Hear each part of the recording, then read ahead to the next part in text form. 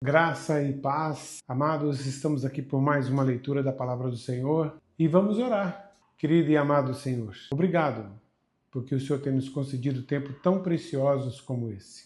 Senhor, fale conosco através da leitura da Tua Palavra neste momento, que o Senhor esteja visitando a cada um desses lares que aqui estão sendo representados. Nós te agradecemos, Pai amado. Em nome de Jesus. Amém. Eclesiastes, capítulo 7. Sabedoria para a vida. Uma boa reputação vale mais que perfume caro, e o dia da morte é melhor que o do nascimento. É melhor ir a funerais que ir a festas, afinal, todos morrem, e é bom que os vivos se lembrem disso. A tristeza é melhor que o riso, pois aperfeiçoa o coração. O sábio pensa na morte com frequência, enquanto o tolo só pensa em se divertir. É melhor ouvir a repreensão do sábio que o elogio do tolo. O riso do tolo some depressa, como espinhos que estalam no fogo. Isso também não faz sentido. A extorsão transforma o sábio em tolo, e os subornos corrompem o coração. Terminar algo é melhor que começar. A paciência é melhor que o orgulho. Não se ire facilmente, pois a raiva é a marca dos tolos. Não viva saudoso dos bons e velhos tempos, isso não é sábio. A sabedoria é ainda melhor quando acompanhada do dinheiro. Ambos são proveitosos debaixo do sol. Tanto sabedoria como dinheiro dão proteção, mas somente a sabedoria preserva a vida. Aceite o modo como Deus faz as coisas. Afinal, quem é capaz de endireitar o que ele fez torto? Desfrute a prosperidade enquanto pode, mas quando chegar os tempos difíceis, reconheça que ambos vêm de Deus. Lembre-se de que nada é garantido nessa vida. Os limites da sabedoria humana. Versículo 15. Vi de tudo nessa vida sem sentido, incluindo justos que morrem cedo e perversos que têm vida longa. Portanto, não seja justo nem sábio demais, porque destruir a si mesmo. Tampouco seja perverso demais. Não seja tolo, porque morrer antes da hora. Preste atenção a essas instruções, pois quem teme a Deus evita os dois extremos. A sabedoria torna o sábio mais poderoso que os 10 líderes de uma cidade. Não há uma única pessoa na terra que sempre faça o bem e nunca peque. Não escute a conversa alheia às escondidas. Pode ser que ouça seu servo falar mal a seu respeito, pois você sabe que muitas vezes você mesmo falou mal de outros. Sempre me esforcei para que a sabedoria guiasse meus pensamentos e ações. Disse a mim mesmo, serei sábio, mas não adiantou. A sabedoria está sempre distante e é difícil de encontrar. Procurei, por toda parte, decidido a encontrar sabedoria e entender a razão dos acontecimentos. Resolvi provar a mim mesmo que a perversidade é tolice e a insensatez, loucura. Descobri que a mulher sedutora é mais amarga que a morte. Sua paixão é um laço e suas mãos são correntes. Quem agrada a Deus escapará dela, mas o pecador será pego em sua armadilha. Esta é a minha conclusão, diz o mestre. Descobri isso depois de analisar a questão por todos os ângulos, embora tenha procurado. Repentinamente, ainda não encontrei o que busco. Entre 1000 homens, somente um é sábio, mas entre as mulheres não achei uma sequer. Foi isto, porém, que descobri. Deus criou os seres humanos para serem justos, mas eles buscaram todo tipo de maldade. Números capítulo 9, a segunda Páscoa. No primeiro mês do segundo ano, desde a saída de Israel do Egito, o Senhor falou com Moisés no deserto do Sinai e disse: instrua os israelitas a celebrarem a Páscoa no tempo determinado, ao entardecer do 14º dia do primeiro mês. Siga todos os meus decretos e estatutos a respeito dessa celebração. Então Moisés instruiu o povo a celebrar a Páscoa no deserto do Sinai, ao entardecer do 14º dia do primeiro mês. Eles celebraram a festa ali, conforme o Senhor havia ordenado a Moisés. Alguns dos homens, porém, estavam cerimonialmente impuros por terem tocado num cadáver, e não puderam celebrar a Páscoa naquele dia. Eles se dirigiram a Moisés e a Arão no mesmo dia e disseram: ficamos cerimonialmente impuros, pois tocamos num cadáver. Mas por que estamos impedidos de apresentar a oferta do Senhor no devido tempo como os demais israelitas? Moisés respondeu: Esperem aqui até eu receber instruções do Senhor para vocês. Então o Senhor disse a Moisés: Dê as seguintes instruções ao povo de Israel. Se alguém do povo, agora ou nas gerações futuras, estiver cerimonialmente impuro no tempo da Páscoa, por haver tocado num cadáver, ou se estiver viajando e não puder comparecer à cerimônia, ainda assim celebrará a Páscoa do Senhor. Oferecerá um sacrifício de Páscoa um mês depois, ao entardecer do 14º dia do segundo mês. Nessa ocasião, comerá o cordeiro de Páscoa, acompanhado de folhas verdes amargas e pão sem fermento. Não deixará sobrar coisa alguma do cordeiro até a manhã seguinte, e não quebrará osso algum do animal. Seguirá todos os decretos acerca da Páscoa. Aquele que estiver cerimonialmente puro e não estiver viajando, mas ainda assim não celebrar a Páscoa, será eliminado do meio do povo, se não apresentar a oferta do Senhor no devido tempo. Sofrerá as consequências de sua culpa. E se algum estrangeiro que vive entre vocês desejar celebrar a Páscoa do Senhor, deverá seguir os mesmos decretos. Esses decretos se aplicam tanto aos israelitas de nascimento como aos estrangeiros que vivem entre vocês. A nuvem de fogo. Versículo 15. No dia em que foi armado o tabernáculo, a tenda da aliança, a nuvem o cobriu, desde o entardecer até o amanhecer. A nuvem sobre o tabernáculo parecia uma coluna de fogo. Era assim que sempre acontecia. À noite, a nuvem que cobria o tabernáculo tinha aparência de fogo. Cada vez que a nuvem se elevava da tenda, o povo de Israel levantava acampamento e a seguia.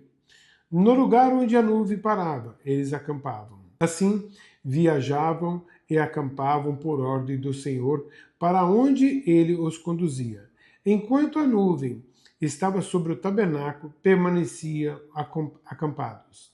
Se a nuvem ficava sobre o tabernáculo por muito tempo, os israelitas permaneciam ali e cumpriam suas obrigações para com o Senhor. Às vezes a nuvem permanecia apenas alguns dias sobre o tabernáculo, de modo que o povo também ficava apenas alguns dias, conforme o Senhor ordenava. Então, por ordem do Senhor, levantavam o acampamento e seguiam viagem.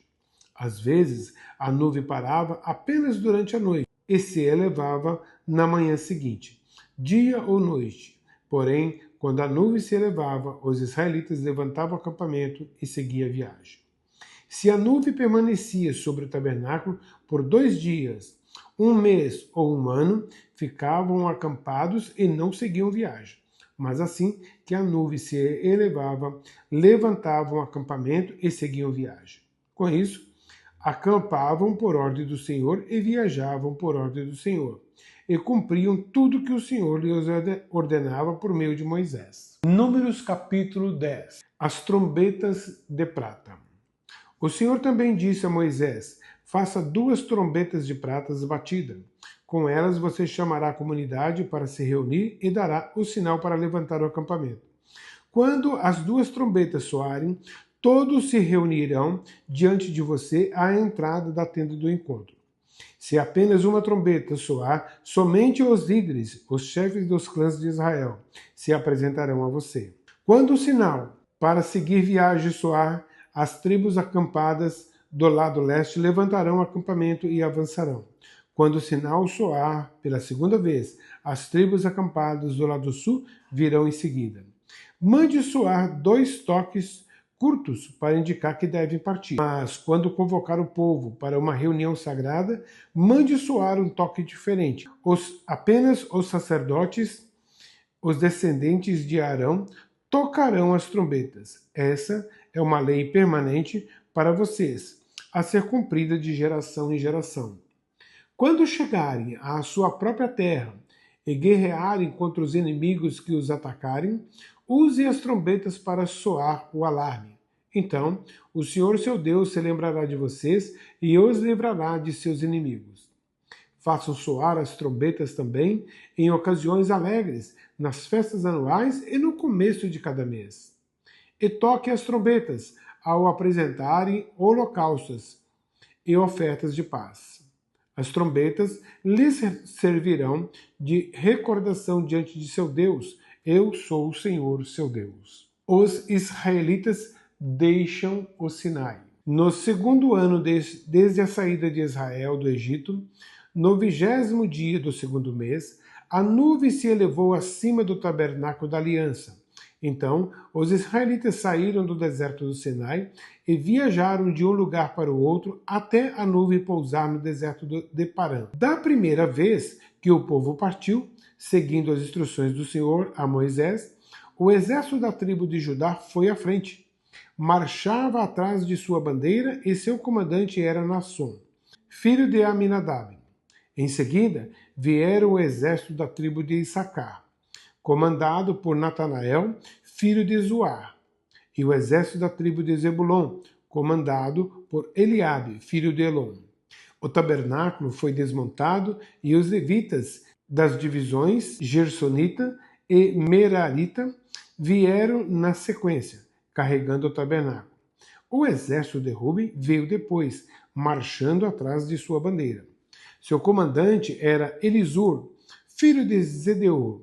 Em seguida, vieram o exército da tribo de Simeão, comandado por Selumiel, filho de Zurizadai, e o exército da tribo de Gade, comandado por Eliasaf, filho de Deuel. Então, vieram os levitas da divisão coatita, carregando os objetos sagrados.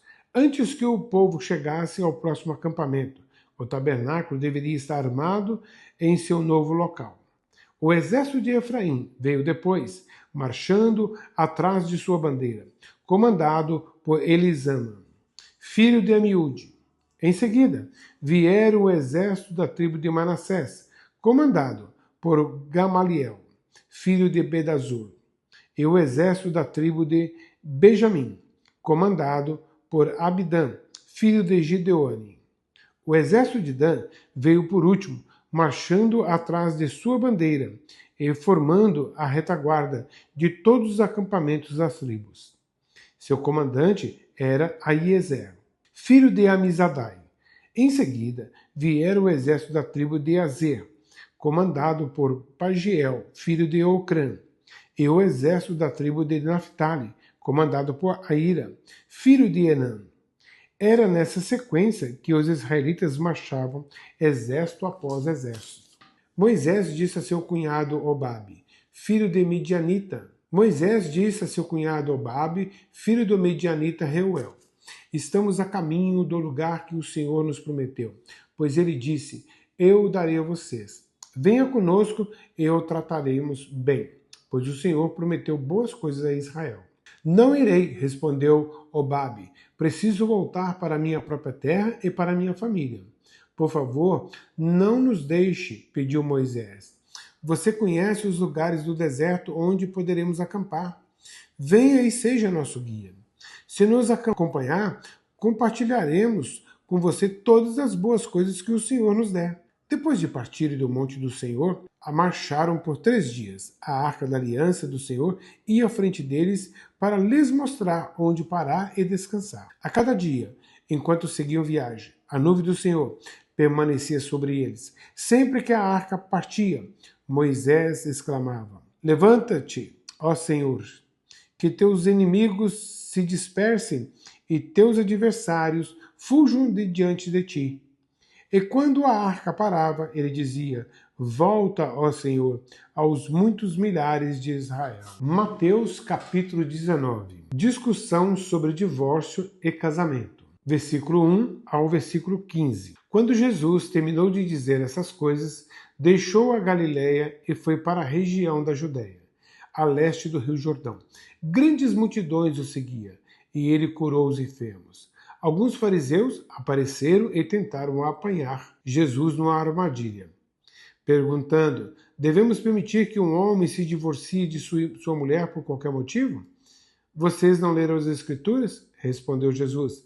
Elas registram que, desde o princípio, o Criador os fez homem e mulher e disse: por isso o homem deixa pai e mãe e se une à sua mulher, e os dois se tornam um só. Uma vez que já não são dois, mas um, que ninguém separe o que Deus uniu. Eles perguntaram: então por que Moisés disse na lei que o homem poderia dar à esposa um certificado de divórcio e mandá-la embora? Jesus respondeu: Moisés permitiu o divórcio apenas como concessão, pois o coração de vocês é duro. Mas não era esse o propósito original. E eu lhes digo o seguinte: quem se divorciar de sua esposa, o que só poderá fazer em caso de imoralidade e se casar com outra, cometerá adultério. Os discípulos de Jesus disseram: se essa é a condição do homem em relação à sua mulher, é melhor não casar. Nem todos têm como aceitar esse ensino, disse Jesus. Só aqueles que recebem a ajuda de Deus. Alguns nascem eunucos, alguns foram feitos eunucos por outros e alguns a si mesmos. Se fazem eunucos por causa do reino dos céus, quem puder que aceite isso. Jesus abençoa as crianças. Certo dia, trouxeram as crianças para que Jesus pusesse as mãos sobre elas e orasse em favor. Mas os discípulos repreendiam aqueles que as traziam. Jesus, porém, disse: deixe que as crianças venham a mim. Não as impeçam, pois o reino dos céus pertence aos que são como elas. Então, antes de ir embora, pôs as mãos sobre a cabeça delas e as abençoou. Amém? Obrigado por estarmos juntos até o final dessa leitura. Que Deus continue contigo, que Deus continue derramando ricas bênçãos sobre você e sobre sua família. Deus te abençoe.